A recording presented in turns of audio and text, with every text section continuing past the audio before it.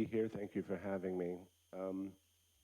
And I'm very happy to see that when we're picking up the issue of striving toward the global common good, obviously one of the key factors is going to be education, and I would say, and dialogue. And dialogue and education have something in common, which is a striving to transcend the limits of our knowledge, the limits of our commitments to speak to the other, to hear from the other, to speak to and apprehend what lies outside our present comprehension.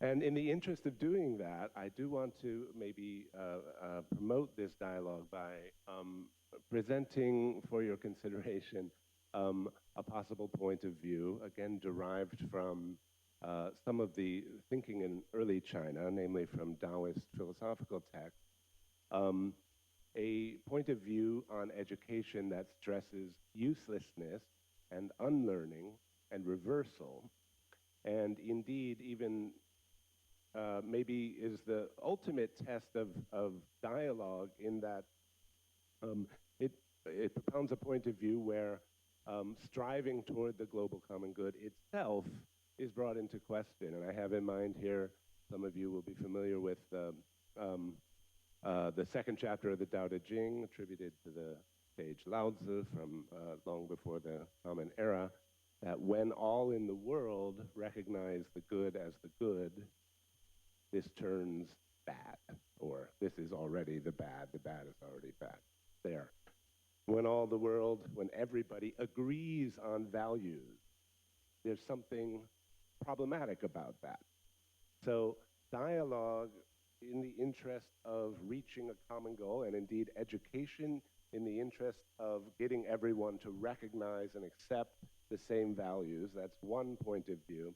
And I want to talk about what possible reason could anybody have to object to such an obviously commendable goal as striving toward the shared common good. There is something, a part of the rationale in Taoism is simply an extension of the idea of education itself, which is to say to be attuned or sensitized to things that are normally not noticed, things outside of our field of vision, things in the background, right?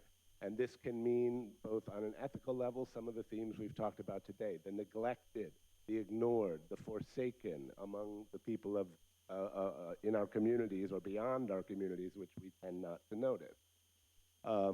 This can mean the environment, right? This can mean things that do not draw our attention and yet that contribute to the things that we do seem to care about and value. The point there being that what we notice is very much dependent on what we value and what we desire, and our desire structures can narrow our vision.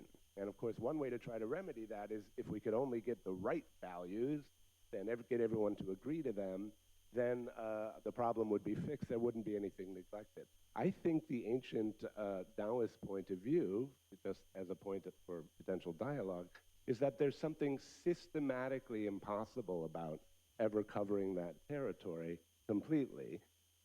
I'll give you an example, maybe. You know, when we're talking about the environment, I'm talking about the global climate crisis, obvious topic of importance is something like the Amazonian rainforest, right? And we can think about the preservation of that. And I often think of this as a kind of model for education, actually, which is to say, there's a lot of things that from the point of view of the prevailing values of the day are seemingly useless, and by every standard and every measure and every, not only sort of capitalistic exploitation, but which is one value that is applied in making decisions, but many other values, many things that seem to have no reason to exist. The only thing that's, they take up a lot of resources, and they're odd things that don't fit into other categories of things existing elsewhere. And nobody knows what they're good for.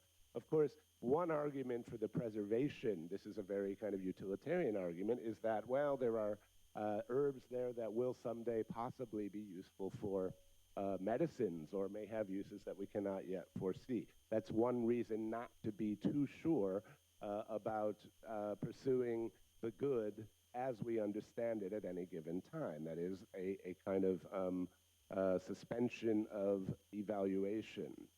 And of course, there are a lot of considerations about what stays and what goes, and what is fed and what is not fed.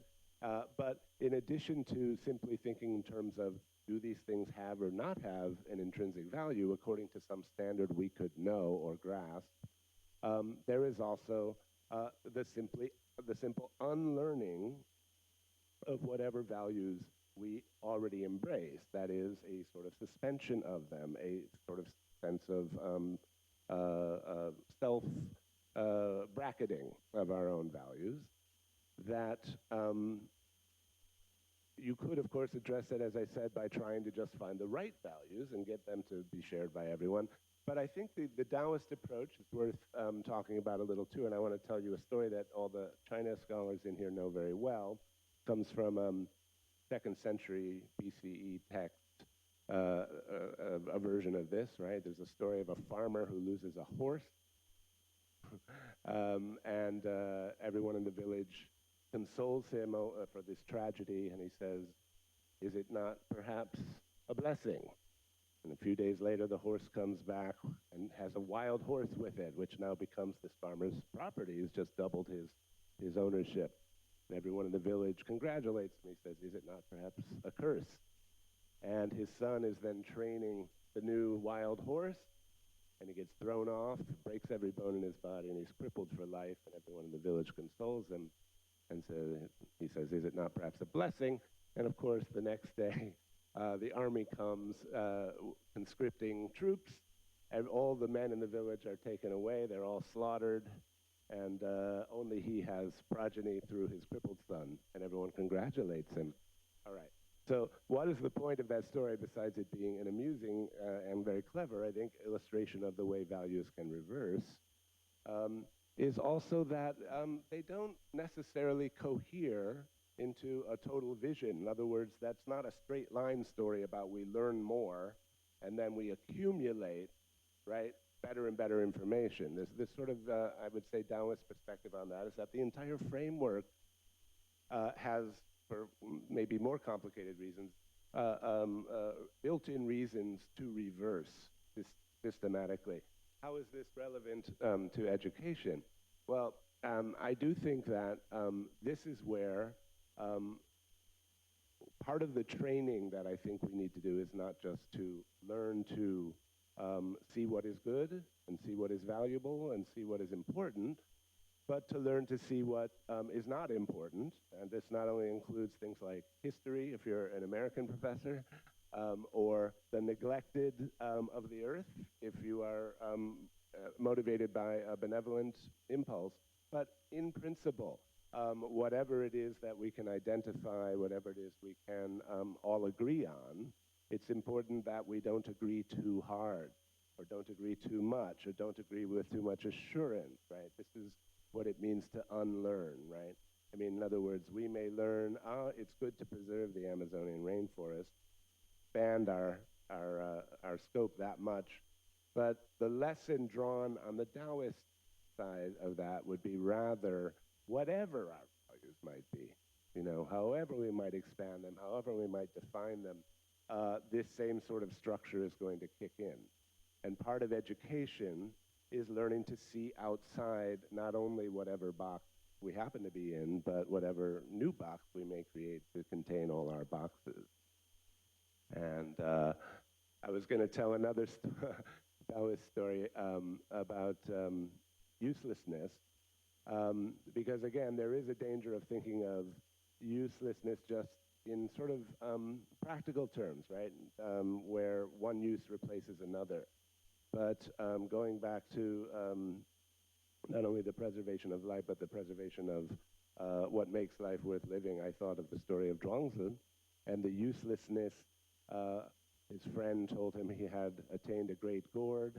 He tried to use it according to his existing conceptions of the good, that is, as a dipper. It was too big to fit into any container. Zhuangzi then says, why not cut it in half and float around on the rivers with it? The reason I want to just mention that before the buzzer goes off is that that's not just an instance of finding an alternate use, because the alternate great use there is really itself a kind of uselessness, floating around on the water. And I think our education has to make some space for that as well. Thank you.